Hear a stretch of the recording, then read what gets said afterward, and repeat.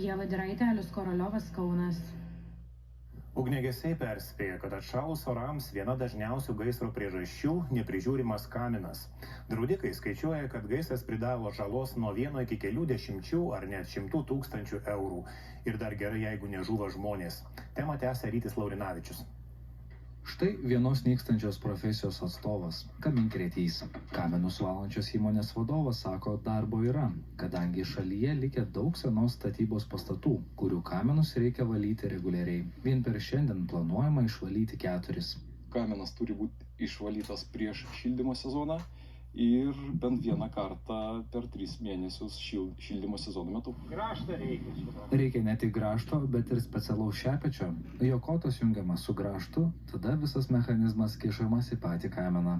Jeigu šepečio kotas per trumpas, pridedamas dar vienas. Tai daroma tol, kol šepetys pasiekia kamino apačią. Šią sodybą Vytis nusipirko prieš 3 metus. Vyras pasakoja, kad prieš pirmą šildymo sezoną krosnies užkurti iškart nepavyko.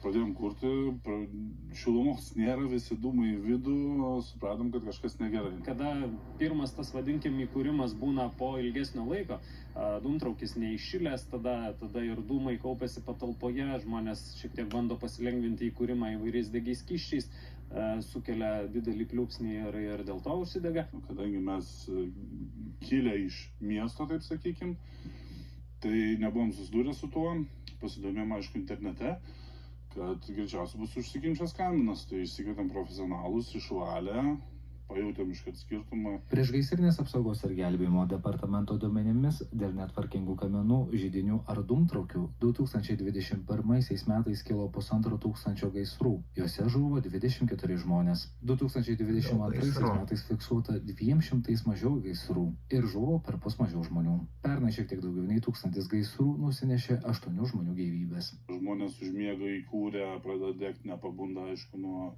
monoksido kvapo ir gyvybę išsaugot, manau, svarbiausias dalykas čia. Kad kaminas netvarkingas, išduoda keletas požymių. Be abejo, sunkiai įsidega malkos, traukos nebėra,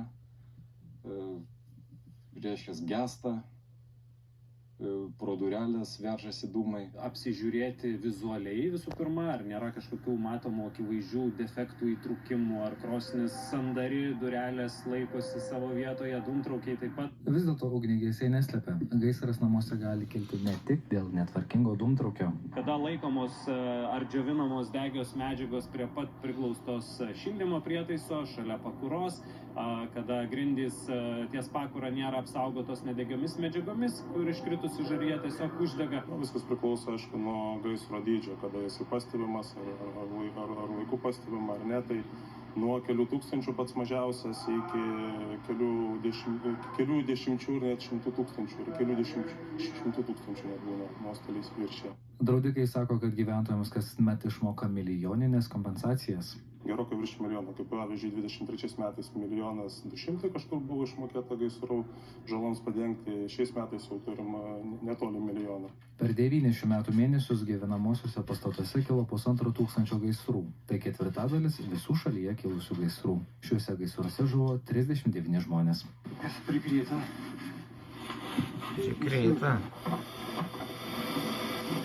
Rytis Laurinavičius, Vidmantas Beržinės, Vilniaus rajonas. Grafų Tiškevičių